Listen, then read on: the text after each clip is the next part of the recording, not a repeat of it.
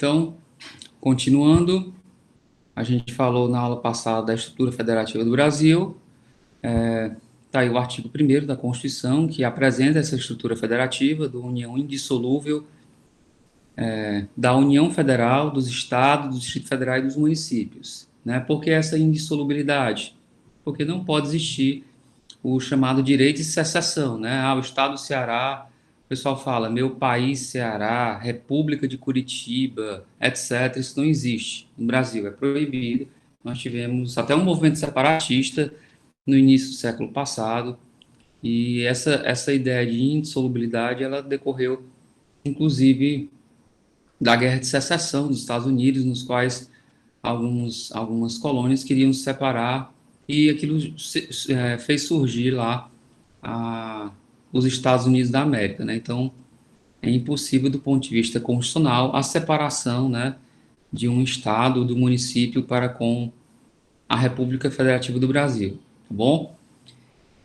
Então, assim, nós temos aí o que eu falei para vocês de separação vertical de poderes. Eu não gosto muito dessa expressão separação vertical, porque faz parecer que tem uma hierarquia entre União, Estados, Distrito Federal e municípios. E, na verdade, eu falei para vocês que essa hierarquia, ela não existe, ela não se sustenta pelo fato da Constituição colocar atribuições diferentes aos entes da federação.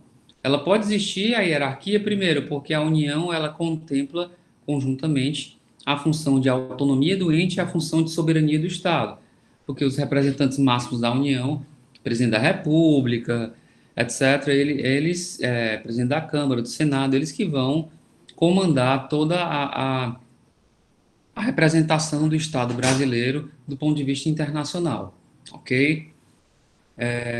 Existe também a separação horizontal dos poderes, que é aqui que está previsto no artigo 2º da Constituição, são poderes da União independentes e harmônicos entre si, o legislativo, o executivo e o judiciário, tá? O que eu queria chamar a atenção para vocês, que eu não abordei isso na última aula, é que os três poderes, eles têm funções precípuas. A do legislativo é criar leis, legislar, a do judiciário é julgar, e a do executivo é, enfim, gerenciar a atividade pública, né? A atividade, aplicar aquilo que está na Constituição, aqueles deveres que estão na Constituição como um todo, prestar os serviços públicos, etc., executar, tá? Agora, isso não significa que o legislativo não julgue, que o legislativo não execute, tá? Vou dar aqui exemplos para vocês. O legislativo executa também função judiciária. É só você pensar no impeachment, é só você pensar no julgamento dos próprios membros através da quebra de decoro parlamentar. Então, ele julga, ok? Ele faz julgamentos. É claro que a sua função primordial é legislar. Outra coisa, o legislativo executa, sim. Quem já foi na Assembleia Legislativa, ou numa Câmara de Vereadores ou no Congresso Nacional, sabe que lá é um conjunto de prédios que existem vários servidores públicos. E esses servidores fazem o papel,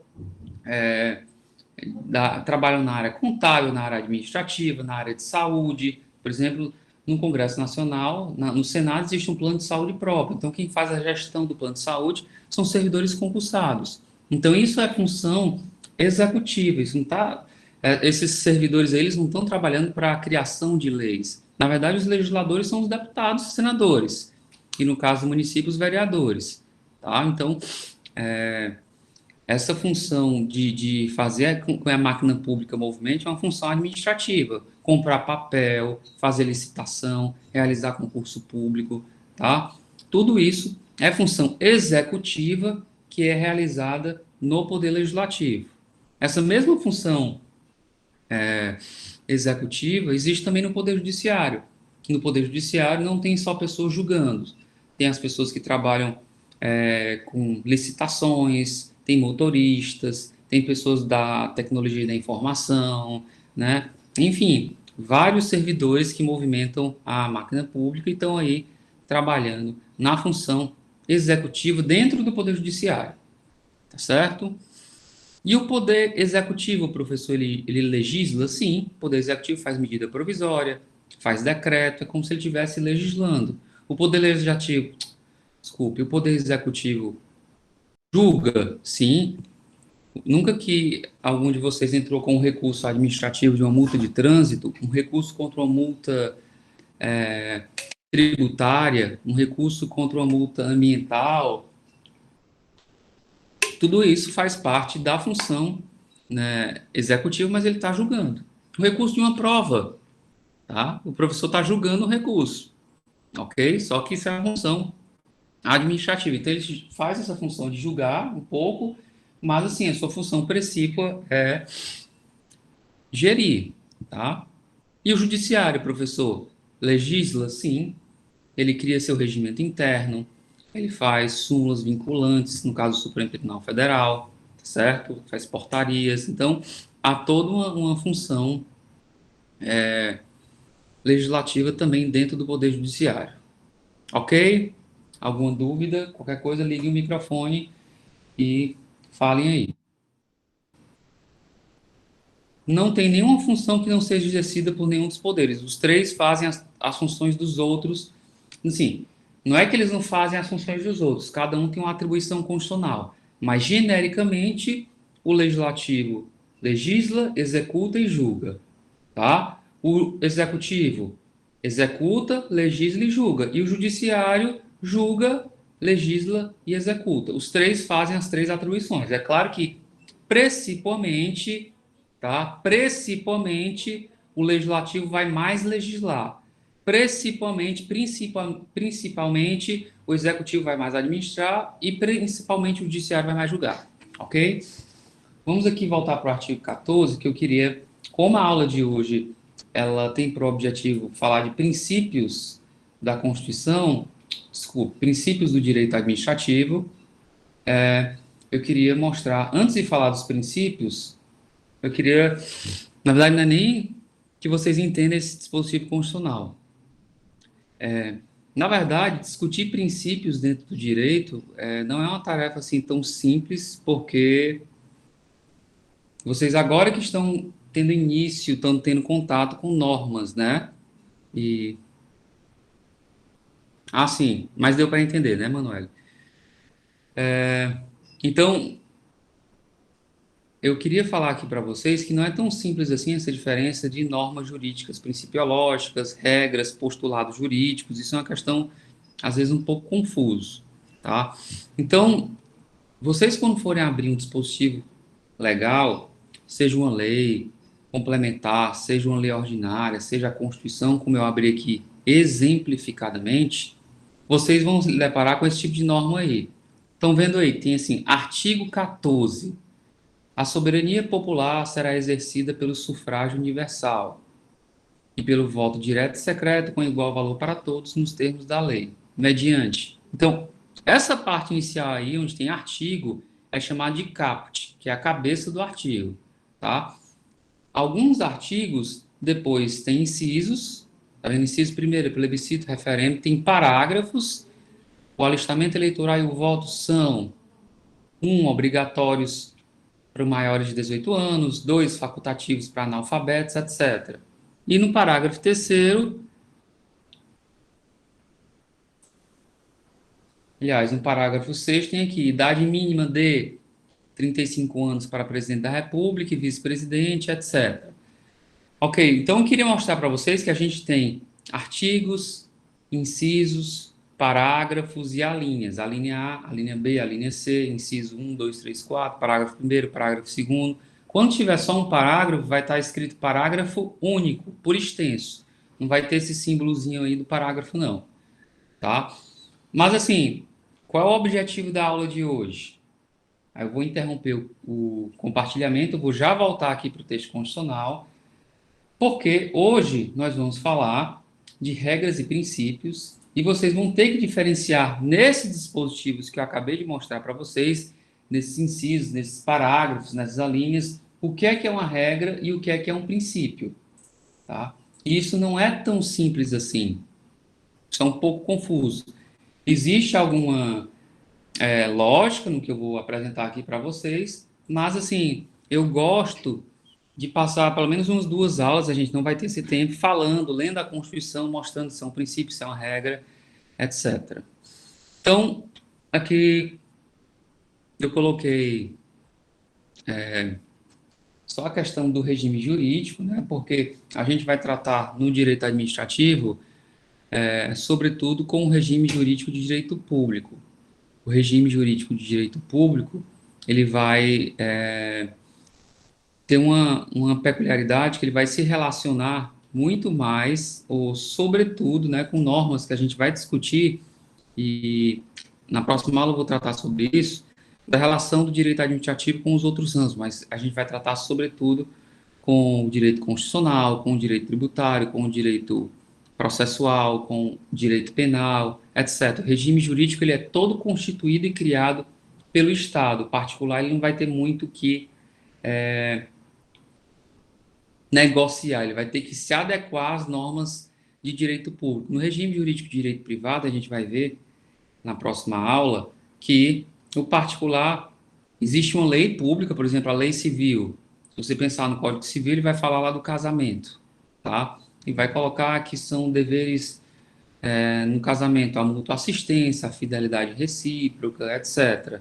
Mas tirando essas obrigações genéricas que a lei coloca, todo o restante as partes têm uma certa liberdade. Então, quem é que vai pegar o filho na escola? A ou B do casal, tá certo? Quem é que vai programar uma viagem? Quem é que vai? Então, isso é uma questão da vida pessoal das pessoas. Então, isso o Estado não se imiscui, não se mete, tá bom? Então, a gente vai tratar mais na nossa disciplina de regime jurídico de direito público, porque as relações administrativas, em geral, é o Estado que regula por um todo. Não vai caber ao particular chegar e negociar com o Estado. Isso não existe. Já pensou? O Everton chega lá na prefeitura e diz o seguinte: eu quero pagar o tributo, mas eu quero pagar com desconto. Não existe isso. Existe se tiver uma lei autorizando o desconto, por exemplo, numa época de, como nós estamos passando, né? No município de Fortaleza, atualmente, foi lançado um refis, né? Foi lançado um desconto para quem quiser pagar o IPTU, né, no caso, e outros tributos municipais, com a redução de multas se não tiver pago no ano de 2020 e anteriores, ok? Então, feito só essa breve introdução, o que eu queria tratar aqui para vocês é a diferença entre princípios e regras, tá? Na verdade, eu trouxe aqui para vocês essa diferença, a doutrina traz várias diferenças, e os princípios, antes de olhar para o quadro, preste atenção no que eu vou falar, os princípios são normas muito mais genéricas, tá? Os princípios, eles vão servir de fundamento, em geral, para a produção, para a interpretação das regras. Então, se você pensar de um lado, o princípio é a norma mais genérica, mais abstrata, a regra é uma norma mais específica, com conteúdo determinado, claro, tá certo? Você não precisa, em geral, de uma interpretação para identificar o que é que significa o seu conteúdo, tá bom? Então, outra diferença é que os princípios, alguns deles têm a característica de ser normas programa, normas programáticas, tá? Ou seja, quando tiver na Constituição, numa lei, a seguinte norma: o Estado reduzirá a pobreza. Isso é uma norma programa, é um objetivo. Como é que eu vou reduzir a pobreza? Tá? Isso não é uma regra. Pode ser assim, uma regra de redução da pobreza. O programa Minha Casa Minha Vida, digamos, pode ser acessado por qualquer pessoa que tenha renda familiar de até, sei lá, um chute, eu não sei, mas um salário mínimo, 2 salários mínimos, a renda per capita, ok?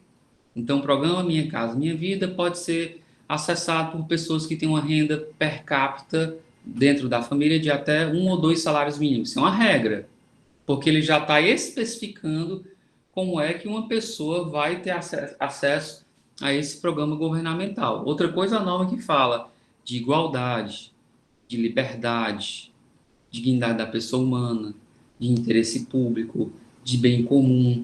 Isso são normas que não têm um conteúdo claro, ok? Então, essa é uma grande diferença entre regras e princípios. Outra diferenciação, pessoal, que eu nem coloquei aí, mas depois eu complemento também essa nota, é, por exemplo, se duas normas principiológicas se chocarem. Eu vou dar aqui um exemplo para vocês. A Constituição, ela coloca lá pelo artigo 200 e meio ambiente, enfim, meio ambiente 225. Ela vai colocar lá a proteção, a proibição de crueldade contra animais, lá no artigo 220, 225, desculpe. E no artigo 215, ele vai falar também do direito à cultura, tá? Então, imagine a seguinte situação.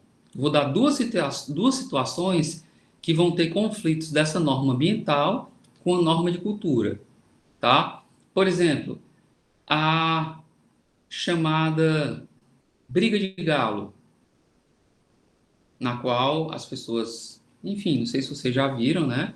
Que hoje está em desuso, tem mais em cidades do interior, levam lá os galos para brigar e, enfim, muitos morrem, tá? Colocam às vezes uns bicos ou um bico de aço, ou coloca, enfim, é uma atividade que traz crueldade para os animais, tá? Mas por outro lado também é uma manifestação cultural, digamos assim. Nesse caso, existiu no Rio de Janeiro uma lei que autorizava a briga de cachorro, rinha de cachorro, tá? Então soltava lá os cachorros, eles brigavam, às vezes até a morte, né? Então, o Supremo Tribunal Federal foi provocado a se manifestar sobre o assunto e ele declarou, por exemplo, essa briga de cachorros e de galo inconstitucional. Ele deu preferência ao princípio proteção do meio ambiente face ao princípio dessa atividade cultural, digamos assim. Mas nesse caso, tá? Nesse caso, pode ser que num outro caso o princípio da proteção cultural se sobreponha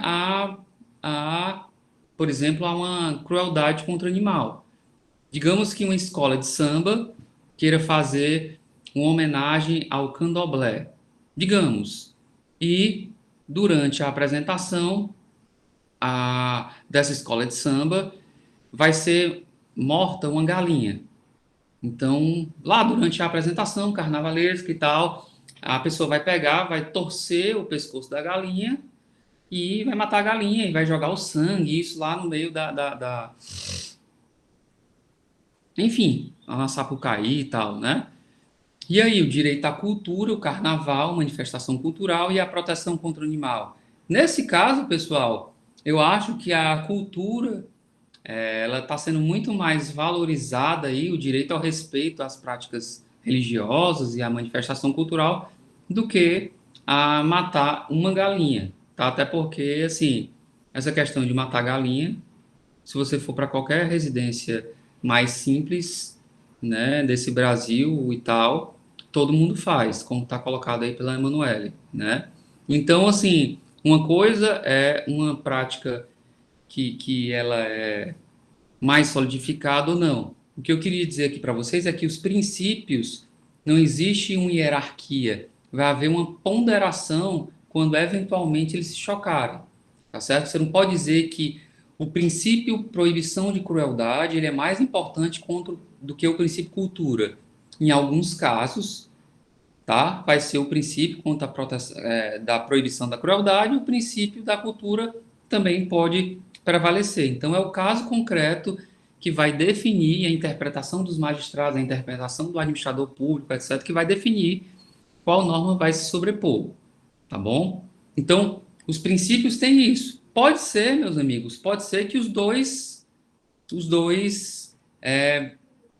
possam se compatibilizar. É o caso da vaquejada, né? A vaquejada, o que é que as pessoas têm feito? Leis para limitar essa crueldade contra animais. Então, proíbe que dê choque no boi, proíbe que o boi possa ir mais de 3 vezes para o circuito e tal e tal. Tem algumas proibições para limitar. Eu sei que a vaquejada, pelo menos na minha opinião, é uma atividade extremamente cruel com animais, né?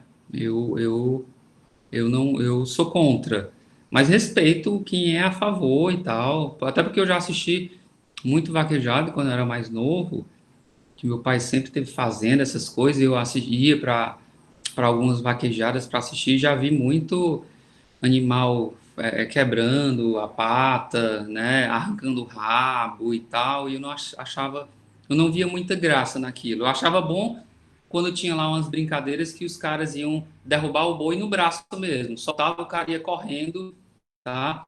E pegava uma corda lá e enfim, e derrubava o boi no braço. Aí isso eu achava interessante.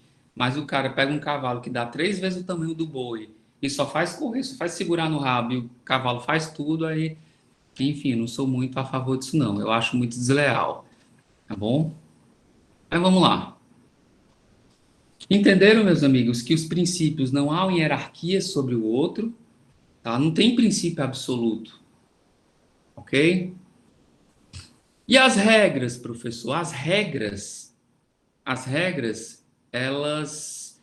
Obrigado, Marina. As regras tem Marina e Mariana, né? Tô vendo aqui a Mariana, que está na minha frente aqui, é a foto dela, mas eu vi que é a Marina que comentou. As regras, meus amigos, elas estão muito mais naquele plano do tudo ou nada. Elas, quando se chocam, uma, em geral, exclui a outra, tá bom? Então, se tiver duas regras tratando do mesmo assunto, vai caber ao administrador aplicar, né, uma das regras, tá bom? Ele não vai poder ponderar para que as duas funcionem. Então, por exemplo, professor, como é que ele faz isso? Aí existem 3 critérios, se vocês quiserem até anotar aí, que é o primeiro critério é o critério da hierarquia. Como assim, professor, o critério da hierarquia? É bem simples. A norma superior, ela vai prevalecer sobre uma norma inferior. Então, se tiver uma regra na Constituição Federal e uma regra numa lei, o que é mais importante? A Constituição Federal, tá bom? Então, essa regra da Constituição Federal vai preponderar-se sobre uma regra de uma lei. Se tiver uma regra de uma lei e uma regra de um decreto, a lei está superior a um decreto, tá bom? E por aí vai. Então, na hierarquia das normas jurídicas, a norma superior vai ter uma preponderância sobre a norma inferior. Eu vou depois colocar para vocês a pirâmide. Eu queria até. Deixa eu colocar isso aqui agora, só um minuto para falar um pouquinho de hierarquia de normas, eu acho que não coloquei essa figura.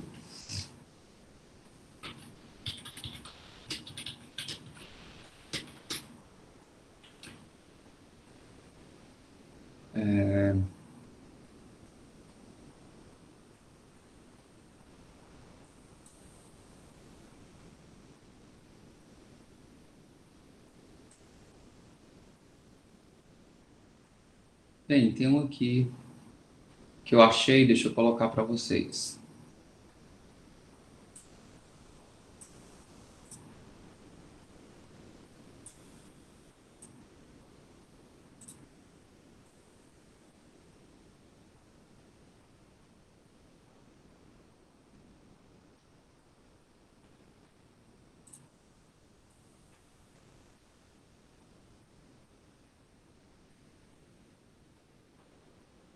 Pronto. É,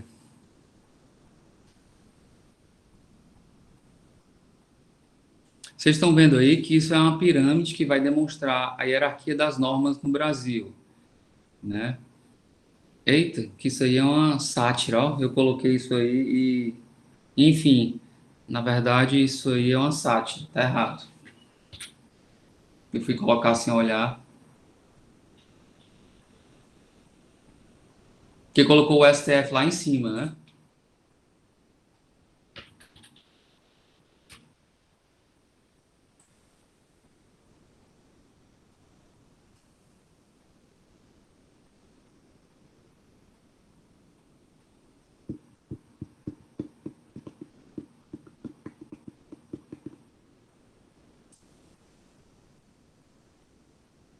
Meu Deus, quanto material errado na internet. Fico imaginando uma pessoa pesquisando aqui.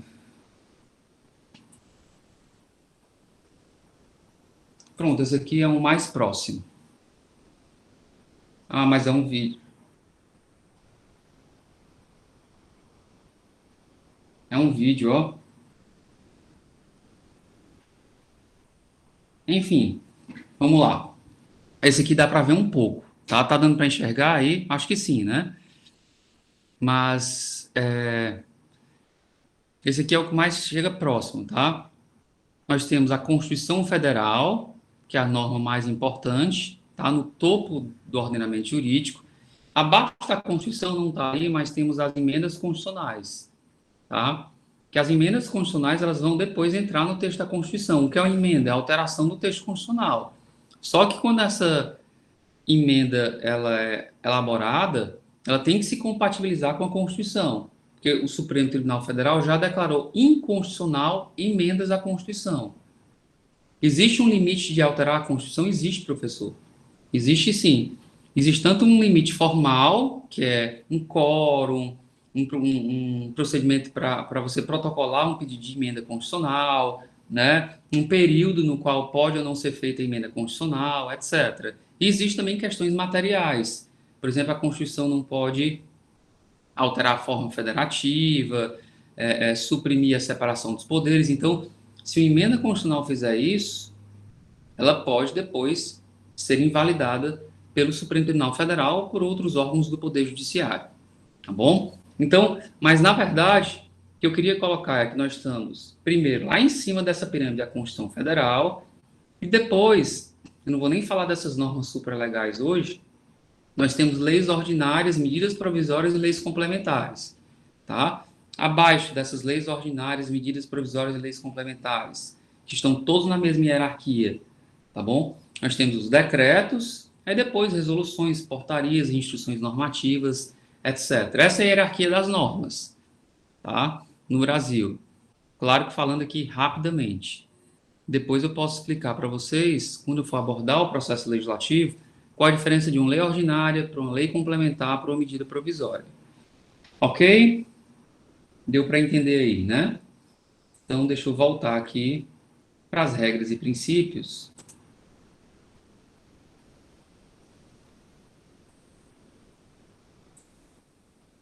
Bem, fiquei impressionado como tem material ruim na internet sobre hierarquia das normas.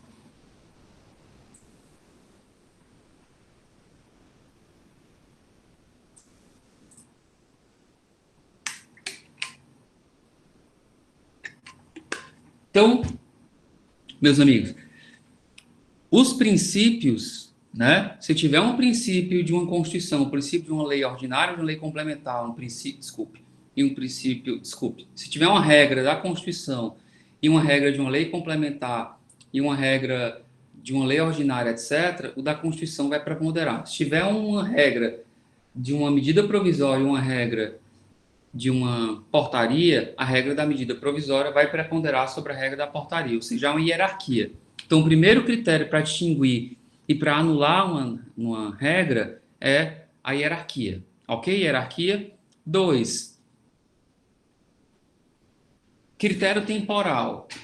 Critério temporal, meus amigos, significa que a lei posterior, lei em sentido amplo, lei, constituição, medida provisória, então a norma posterior revoga a norma anterior, tá bom? Se hoje tem lá uma lei que diga que o crime de estupro a pena é 8 anos, e amanhã é editada uma nova lei que a pena de estupro é de 15 anos, tá?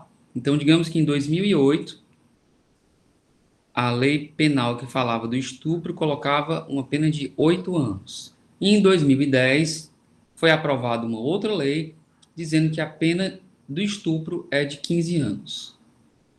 Em 2008 uma, 2010 outra. Em 2013 uma pessoa comete o estupro.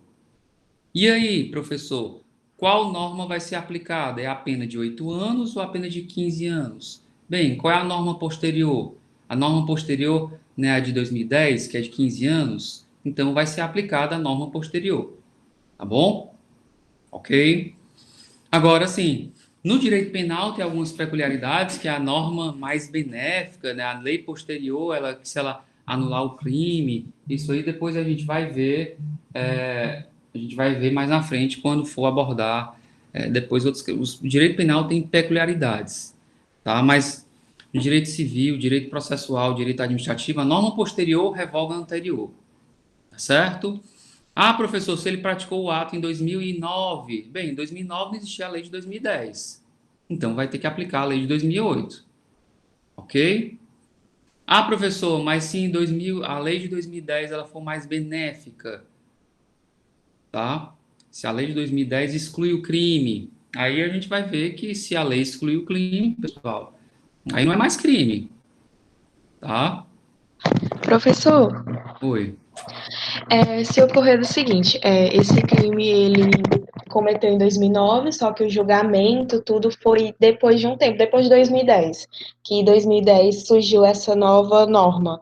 Ele vai ser julgado pela norma de 2010 ou pela norma anterior? É sempre, no caso aí, vai ser pela norma anterior, tá? Agora, se a norma. Aí tem umas questões, se a norma posterior excluísse o crime, tá bom? Aí teria que ser absolvido. Se ela dissesse que não é mais crime estupro, como, por exemplo, nós tivemos norma penal em 2004, 2000 enfim, eu acho que só foi em 2004 que o adultério foi tirado do Código Penal enquanto crime. Eu acho que foi 2004, né? Então, até 2004, o Vale, isso era adultério. um crime, professor? Hã? Isso era crime? Sim, o Ah, adultério é crime. Tá? No Código Penal. Acho que foi 2004 que eles deixou. É claro que há muitos anos ele deixou de ser meio que punível, por mais que ele só tenha sido retirado do ordenamento, assim, revogado por uma outra lei em 2004, mas bem antes de 2004 não se punia mais as pessoas por adultério, tá bom? Mas era um crime, sim, tá? Crime contra os costumes, tá bom? Então, pessoal, temos a questão da hierarquia, temos a questão da da norma posterior e temos um outro critério que é o critério da especialidade, tá? O Everton até colocou no direito penal a lei mais benéfica, né? Para o acusado ela se aplica a lei mais benéfica. Só para o direito penal, em outros ramos não, tá? Em outros ramos a lei posterior é que vai ser aplicada, tá bom?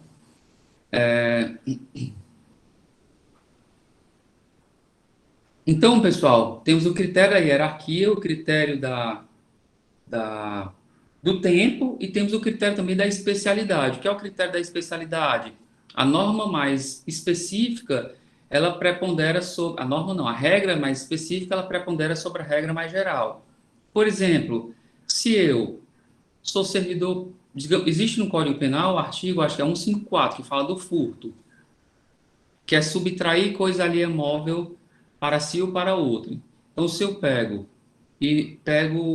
tô na sala de aula e puxo o cordão.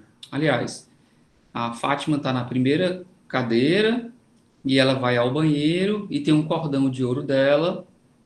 E digamos que eu pego o cordão de ouro dela e coloco no meu bolso, tá? Isso é um crime de furto, tá bom? Eu me apropriei do bem de uma pessoa, etc. e tal.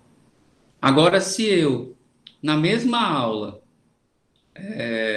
eu, enquanto agente público, eu pego, depois que todo mundo sai da sala, eu boto a cadeira, tiro o projetor do teto e coloco na minha mochila, tá bom? Não é a mesma conduta eu subtrair uma coisa alheia, né? Uma coisa eu subtrair da Fátima e depois eu subtrair da universidade, tá? Só que o Código Penal, ele tem uma norma mais específica que é quando um servidor público subtrai um bem da administração, que é o chamado crime de peculato. Então, o primeiro caso, eu pratiquei um furto, no segundo caso, eu pratiquei um peculato. É a mesma conduta, só que o Código Penal coloca normas específicas, tá? É como se ele colocasse normas específicas para tributação, normas específicas ambientais, se o fato é praticado por A ou por B, ou seja, existe a mesma conduta, mas existem normas mais específicas, tá bom? Como, por exemplo, uma relação de compra e venda,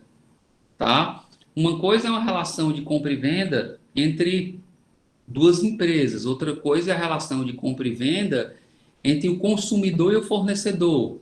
Então, na relação entre duas empresas, é aplicada em geral as normas do Código Civil, tá? Na relação entre uma pessoa física, etc., e uma empresa comprando uma TV, aí, em geral, aplica-se o Código de Defesa do Consumidor. Ou seja, existe uma norma mais específica para essa relação de compra e venda. É isso, tá? A norma mais específica, ela vai ter uma aplicação preponderante em relação à norma genérica. Aí, pessoal, vocês vão ter que conhecer todo o regimento normativo para saber se isso é mais específico ou não. Não é tarefa da minha disciplina explicar todos os regimentos jurídicos. Então, professor, tem algum critério que seja preponderante? Começa a olhar um, depois o outro? Não. Não tem isso. Se é primeiro hierarquia. Eu começo, logicamente, pela hierarquia, né? Se está na hierarquia, não adianta ver especialidade enfim, hierarquia, tá? Norma constitucional, norma legal, etc. Aí vê também o critério temporal e depois vai analisando essa questão da especialidade. Mas existe uma ordem aí muito sobre isso não, ok? Alguma dúvida? Deu para entender, assim, pelo menos genericamente, a diferença entre regras e princípios? Porque eu quero Sim, aqui, professor. eu vou abrir a Constituição só para que vocês tenham uma noção dessa questão de regras e princípios. Deixa eu abrir aqui para vocês. Vou abrir de novo a Constituição Federal.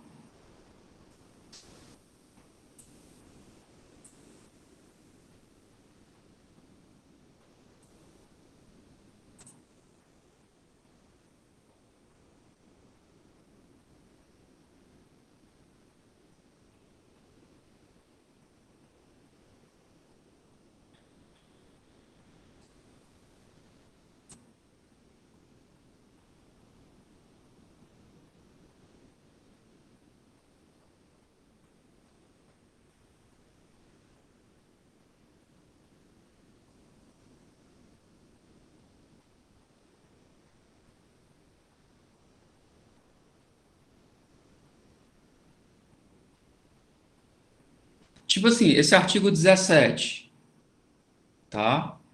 O que é que vocês acham? Que ele é uma norma princípio ou uma norma regra? É uma regra ou é um princípio? O artigo 17 caput. Acho que é uma regra.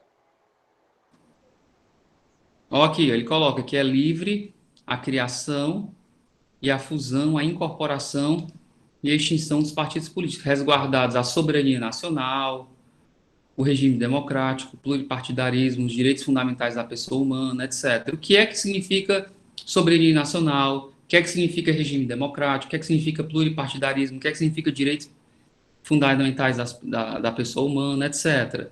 Tá? Então, assim, é algo muito genérico, né? Não dá para você dizer, ah, eu estou criando um partido político, enfim,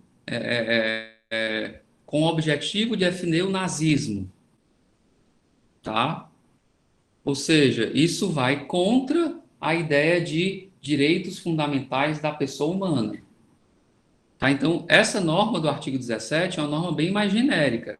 Tá? Agora, se eu colocar aqui, por exemplo, deixa eu abrir aqui um artigo, sei lá, voltar aqui. Para esse parágrafo terceiro, tá? Parágrafo terceiro, inciso sexto, ó. Parágrafo terceiro, são condições de elegibilidade, tá? 1.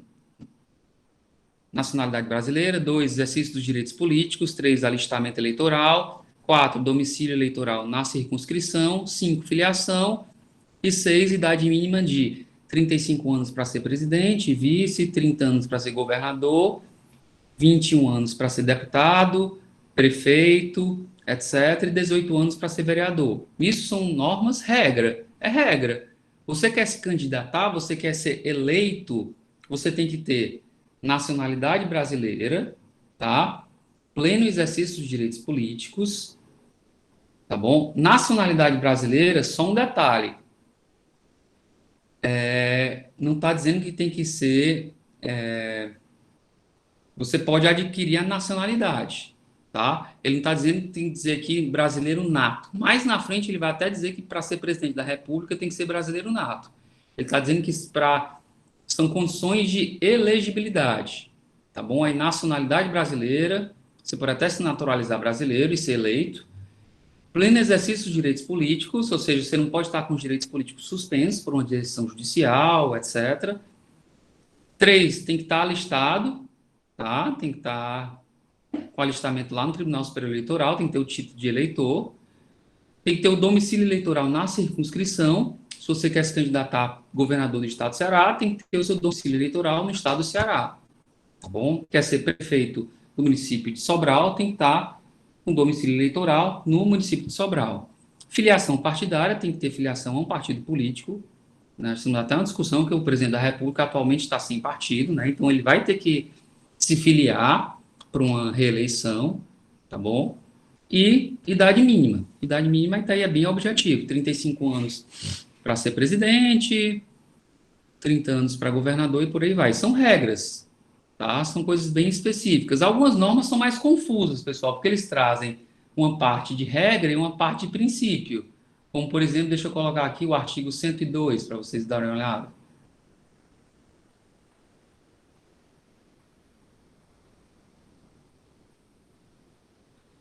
102 não.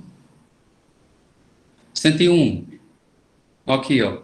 O Supremo Tribunal Federal compõe-se de 11 ministros, escolhidos dentre cidadãos com mais de 35 e menos de 65 anos de idade. Se fosse até aí, isso seria uma regra. O Supremo são 11 ministros e pessoas com mais de 35 e menos de 65 anos de idade. Porém, ele coloca aí de notável saber jurídico e reputação ilibada. O que é notável saber jurídico?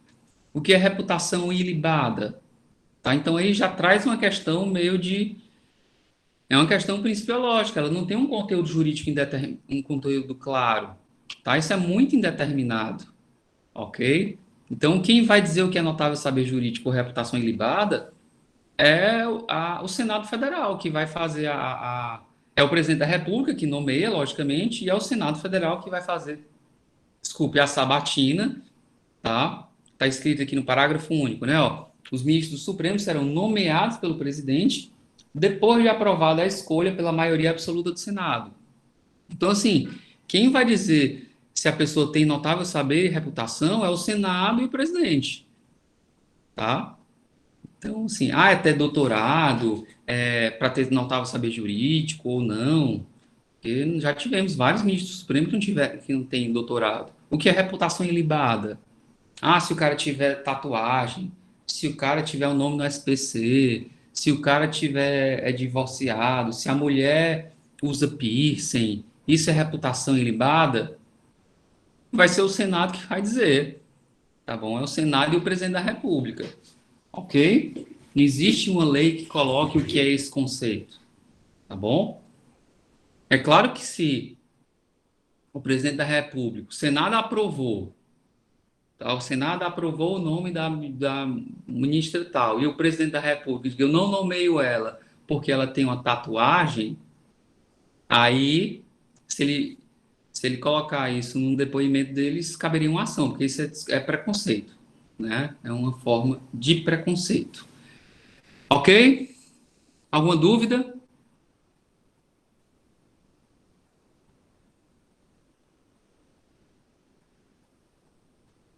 Não, né? Professor, e também tem momentos em que eu acho que eu já vi em algum lugar isso que faz uma mudança de algumas palavras, né, por causa da interpretação. O Supremo Tribunal Federal, ele pode fazer, tem uma técnica de controle de constitucionalidade que fala da interpretação conforme a Constituição. E tem algumas palavras que ele diz o sentido que ela tem que ser interpretada, tá bom? Então, por exemplo, se alguém entrasse com essa ministra aí que foi nomeada foi aprovada a sua nomeação para o Senado e depois o presidente indicou o nome dela, tá? Aí ela foi sabatinada e tal, e depois, no dia da aprovação, ela tá sentada de calça e levanta a calça e vê que ela tem uma tatuagem na perna. Aí o presidente, lá com aquela delicadeza que ele tem, essa mulher aí, ela, enfim, fala uma coisa qualquer, quer rebaixar a mulher. Isso aqui não passa no meu governo, não. Aqui é coisa de. Meu governo é só coisa de família. Mulher que tem tatuagem é mulher da rua, mulher da vida. Coisa meio desbocada, assim, tá bom? Então, ela poderia entrar com ação para assegurar a sua nomeação e o Supremo poderia fazer uma interpretação no sentido de que não considera-se que a reputação é ilibada, não pode fazer o controle, enfim, de uma tatuagem, da imagem da pessoa, etc. Tá? Mas, na verdade, quando o Supremo faz isso, ele tem feito muito em norma tributária, né? Ou em normas que colocam a palavra homem, mulher, tá? O Supremo coloca a palavra pessoa na interpretação da Constituição. Enfim, é uma técnica de interpretação constitucional, ele tem muito cuidado, porque às vezes, quando ele muda uma palavra, quando ele dá o sentido na interpretação, ele está meio que legislando, de certa forma, né? Se a lei coloca a palavra homem, ela claramente queria fazer uma proteção, uma restrição ao homem. A partir do momento que o Supremo coloca a palavra mulher lá, isso pode causar um problema de substituir o legislador. Tá? Ah, professor, não tem igualdade? Sim, tem igualdade, mas existe também a isonomia entre homens e mulheres. A Constituição vai colocar isso aqui em diversos dispositivos, tá bom? Se eu colocar aqui um Ctrl F,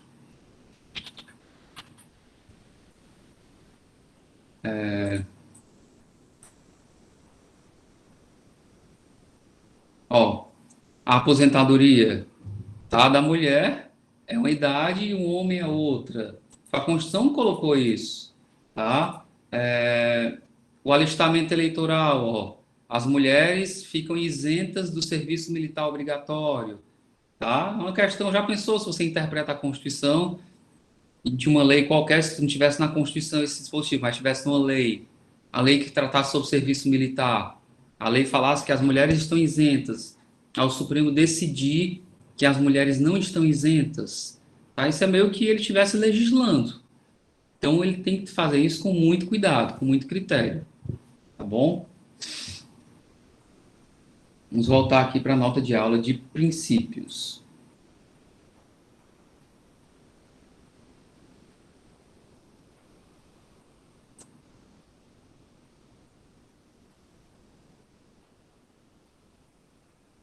Então, pessoal, essa questão de normas, de regras e princípios é uma questão bem complicada.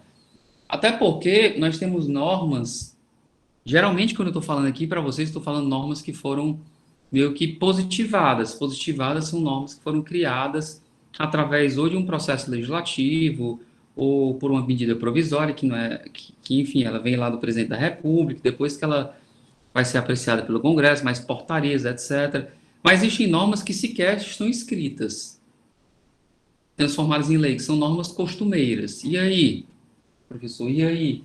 O Supremo Tribunal Federal, os tribunais, eles vão ter que se deparar com essas questões, tá bom? Como, por exemplo, ficar numa fila. Lei nenhuma, aliás, lei nenhuma não, mas existe uma lei geral que diga, é um princípio geral do direito ficar na fila. Isso não está dito na lei, tá? É claro que a ordem de um concurso público, que é o princípio da fila, tá em lei. É claro que a ordem de atendimento dentro do SUS está na legislação, está numa lei, etc. Mas assim, ficar na fila do ônibus, ficar na fila do supermercado, ficar na fila do cinema, ficar na fila de um espetáculo público, etc. Isso não está em lei alguma. E se uma pessoa descumprir isso, como é que faz e tal, gerou uma briga, tudo isso vai ser objeto de discussão. Ok? Então, existem regras escritas, positivadas, princípios escritos, positivados, mas tem outras regras que são costumeiras e mais cedo ou mais tarde o judiciário vai ter que se deparar com elas. Tá bom? Bem, agora vamos falar um pouco dos princípios do direito administrativo, tá? Na verdade, existem alguns princípios que estão previstos na Constituição e existem princípios que estão previstos em leis administrativas, a lei de licitação, a lei do processo administrativo, a lei dos serviços públicos. Então, algumas legislações elas têm uma parte principiológica no começo. São princípios da licitação, igualdade, tal e tal e tal. Mas outras leis não trazem isso. Então, esses princípios que eu vou trazer aqui para vocês são os princípios mais recorrentes na doutrina do direito administrativo. Pode ser que tenha um livro que traga um princípio a mais, a menos, tá? Isso não enfim, isso é uma questão que varia de autor para autor, tá? Mas o que eu vou abordar aqui em sala são os mais comuns, tá? Princípio da supremacia do interesse público, pessoal. A supremacia do interesse público, o nome já está falando, né? O interesse público prepondera sobre o interesse particular. Na verdade, ele nem está assim positivado no direito, né? Ele é meio que uma regra lógica, tá? Eu já vim acompanhando o direito administrativo há mais de um século, desde a criação do direito administrativo francês, que o Brasil e boa parte dos países copiaram, né? Vem sendo gerada essa ideia de supremacia do interesse público. Mas eu vou falar aqui algumas decorrências desse princípio. Então, e exemplos. Se você pensar na ideia de desapropriação, que está aí até como exemplo na nota de aula, né? Então, eu tenho a minha casa, estou morando na minha casa, e a prefeitura resolve alargar uma rua, tá? E transformar ela numa avenida, porque o fluxo daquela rua necessita um alargamento, tem várias escolas, é uma rua que ela vai dar acesso para um aeroporto, ou é uma rua, enfim, uma rua estratégica, que precisa ser alargada.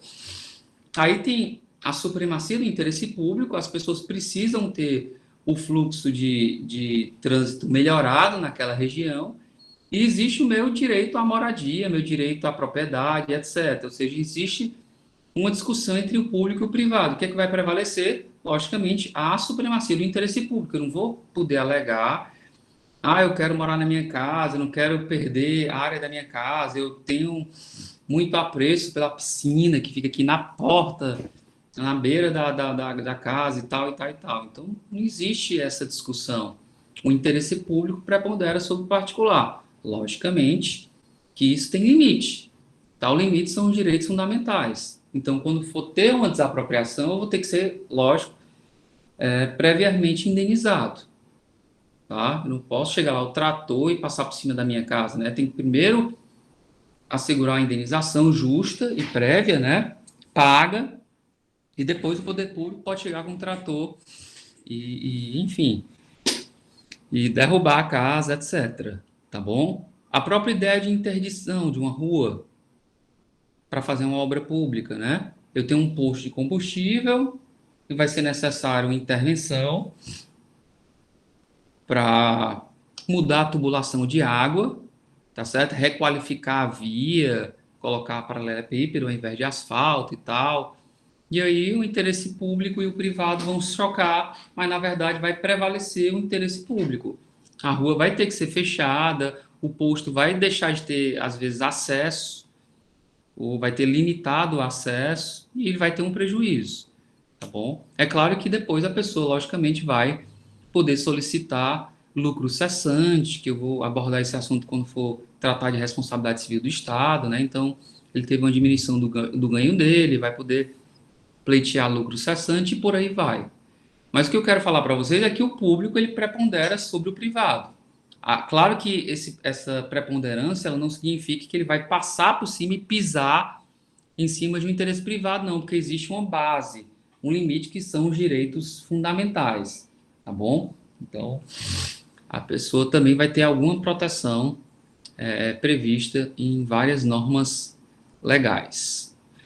Ok? Então, a supremacia do interesse público é um princípio geral. Há uma espécie de hierarquia aqui entre o público e o privado, tá bom? Uma verticalidade da relação público sobre o privado. O público prepondera sobre o privado, tá bom? Isso é o direito administrativo. Ele é todo assim, supremacia do interesse público, supremacia do interesse público, tá? Inclusive o privado do gestor, ele fica muito prejudicado.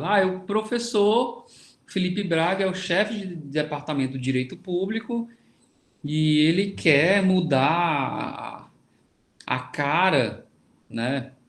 A cara da faculdade de direito, do departamento, quer pintar tudo de preto, colocar umas caveiras, bem, né? O interesse público vai preponderar sobre o meu interesse privado.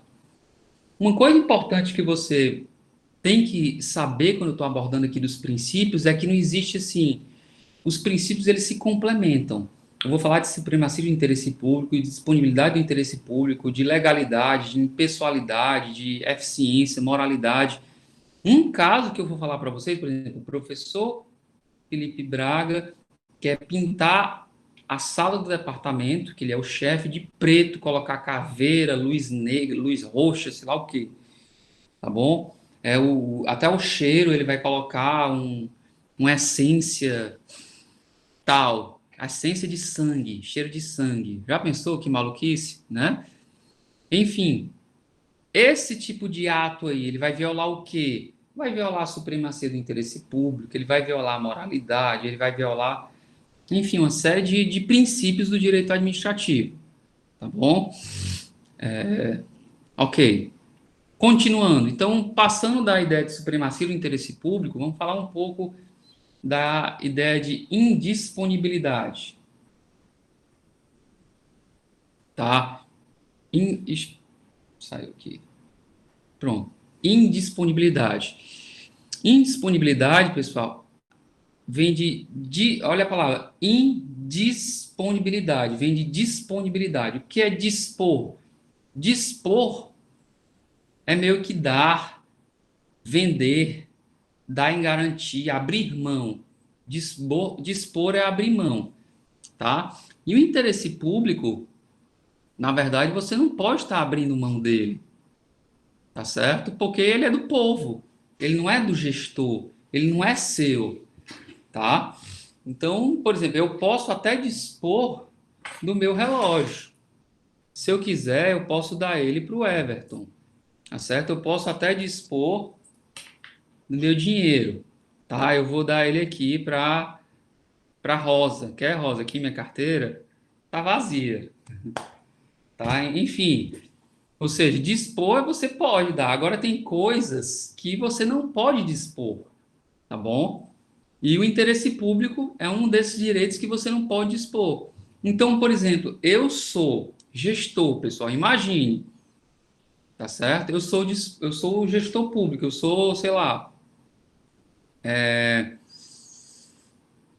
reitor da universidade, tá? Eu sou reitor da universidade e digamos que a Rosa sofreu um dano moral do professor Felipe Braga. Ela foi completamente atacada por ele na aula, ela foi, enfim, ele esculhambou a Rosa na aula, tá certo? Falou vários palavrões e tal. A Rosa entrou com a ação pedindo danos morais, ela pediu aí 100 mil reais de danos morais, digamos, tá? Chega na audiência, eu, reitor, digamos, eu sou amigo da Rosa, Rosa, vamos fazer um acordo? 90 mil reais, tá? Tá bom para você? Na verdade, pessoal, não cabe ao gestor, o reitor, dispor do dinheiro da universidade. Ele não pode negociar com a Rosa. Vai caber ao juiz arbitrar um valor. O que cabe ao gestor é tentar mitigar os efeitos dessa indenização, né? Ele vai defender a universidade. Não, o professor estava com um problema, ele foi, inclusive, hospitalizado, ele teve um surto psicótico, etc, etc. Então, ele vai tentar reduzir aí o valor dessa indenização que a aluna sofreu, entendeu? Então, não cabe a ele dispor ou abrir mão do dinheiro da universidade. O dinheiro não é dele, tá? O dinheiro é da universidade, tá bom? Então, essa ideia de indisponibilidade do interesse público, deixa eu só pegar aqui no livro, né, que eu coloquei para vocês, ela trata muito dessa questão, enfim, de que o particular ele não pode, enquanto gestor público, abrir mão dos interesses da administração pública, tá? É como se o gestor, ele fosse, o administrador público, ele fosse gestor da coisa alheia, da coisa do povo, tá bom? Já que ela é do povo, você não pode onerar a coisa pública. Isso, pessoal, essa indisponibilidade de interesse público é que pode, por exemplo, proibir a pessoa de criar um contrato muito caro, né? Não sei se vocês viram nos telejornais ultimamente que um determinado servidor do Ministério da Saúde teria contratado uma empresa para fazer uma reforma, e essa reforma foi muito cara aos cofres públicos. Isso acontece no país inteiro, né? Então, assim, você tem que ser o mais econômico possível, porque você está gerindo a coisa pública e você não pode abrir mão da eficiência, da economicidade, etc. Ok, pessoal? Na verdade, essa ideia de indisponibilidade, enfim, ela é bem genérica, né? Ela não tem, assim, um conteúdo, o que é que ela protege ou o que é que ela não protege. Mas, genericamente, é isso que eu referi para vocês. O gestor público, ele não pode onerar, ele não pode dispor, dar a coisa pública, em geral, quando ele vai tratar de dinheiro público, faz procedimento licitatório, licitação, que a gente vai abordar aqui com vocês, tá certo? É feito a avaliação, etc.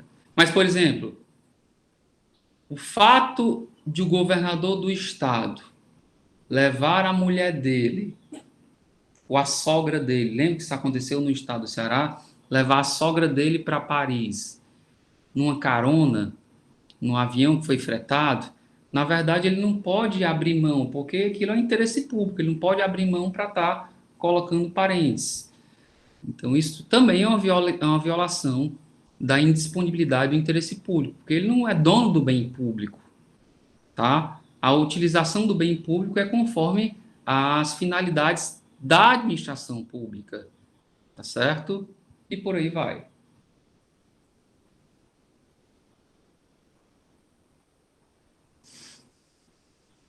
Aqui, pessoal,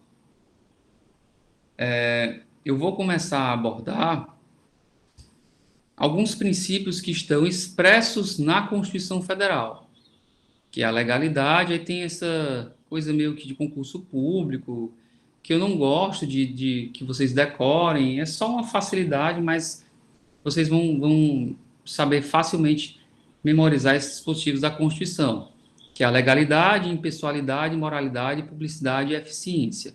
São os princípios do direito administrativo expressos. Vamos ler aqui o artigo 37, ó.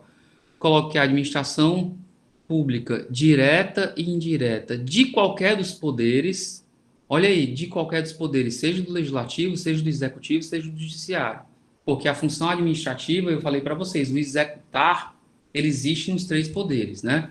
Então, a administração pública, direta e indireta, que eu vou explicar isso nas próximas aulas, de qualquer dos poderes, da União, dos Estados, do Distrito Federal e dos municípios, obedecerá à legalidade, impessoalidade, moralidade, publicidade, eficiência e também é o seguinte, aí tem vários incisos aí no artigo 37. Hoje eu vou terminar a aula, a casa está suja, então limpe. Bem, pois é, eu nem lembrava disso, eu coloquei isso aí para lembrar dos princípios. Na verdade, como não só tem esses princípios, né, eu não gosto muito, mas assim, em concurso público, geralmente eles perguntam assim, são princípios expressos da Constituição, né, porque tem princípios que são implícitos, como a ideia de supremacia de interesse público, não está lá, e tem princípios que são expressos, que são esses 5, tá? Então, por isso que algumas pessoas colocam essa técnica, né, e tal. Mas, vamos em frente. Aí depende muito da banca, né? Concurso do CESP, concurso da Fundação Carlos Chagas, concurso... Quem é concurseiro que sabe muito essas questões, se cai muito princípios, só a letra da lei, a doutrina e tal, tá? Legalidade, pessoal. Legalidade ela tem duas facetas, a legalidade para o particular e a legalidade para a administração pública. Para a administração pública, significa dizer que a administração pública só pode fazer aquilo que está na lei, tá? A omissão da lei significa vedação. Então, o princípio da legalidade significa dizer que o gestor só pode agir conforme a lei.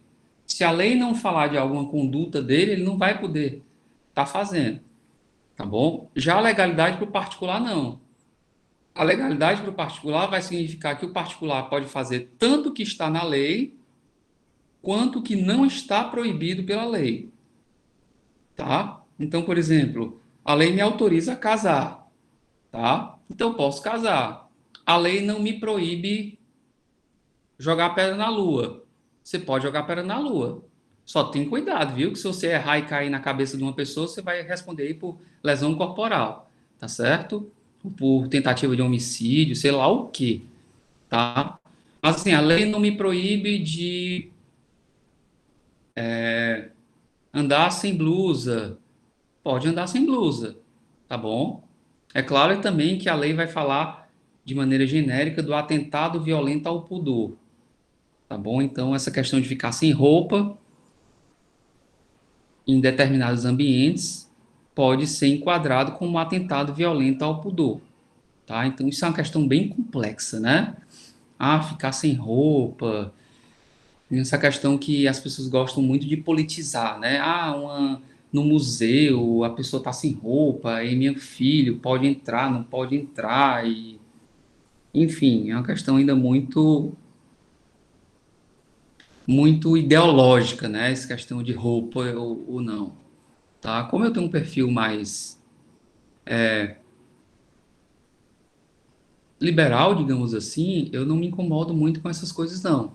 Eu fico até pensando na ideia de legalidade quando você vai tratar de um processo disciplinar, né? A gente vai tratar muito disso no direito sancionador, né? E a legalidade aí ela vai ter alguma coisa também de discricionariedade, porque a lei vai colocar assim: o servidor público poderá ser punido com advertência ou suspendência se ele cometer conduta escandalosa, tá? O que é conduta escandalosa? Primeiramente, é regra ou é princípio?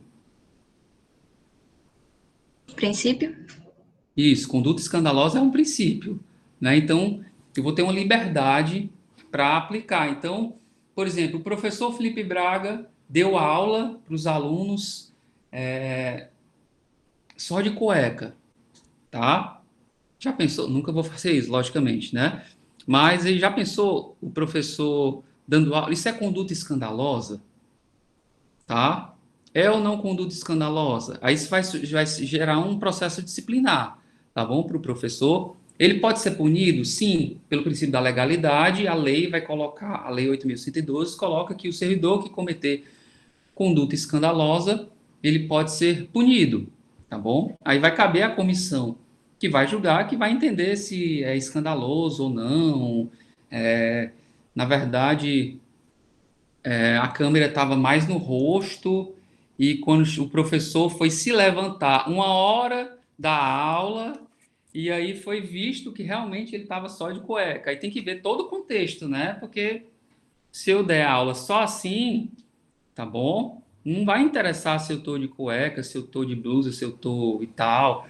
Mas a partir do momento que eu coloco a câmera assim e me levanto e tal, aí o negócio, isso o negócio aí pode complicar, tá? Nós já tivemos vários gafes aí cometidos por magistrados e tal, coisas assim, enfim, tá? Mas assim, repetindo, a legalidade significa que para a administração pública o gestor só pode fazer aquilo que está na lei, a ausência da lei significa proibição, tá certo? E para o particular, ele pode fazer tanto que está permitido na lei, como que não está proibido. Aquilo que não é proibido pela lei, para o particular é permitido. Tá? Então, a legalidade tem duas facetas aí, para a administração e para o particular. Então, eu vou interromper aqui a gravação. E na próxima aula a gente continua.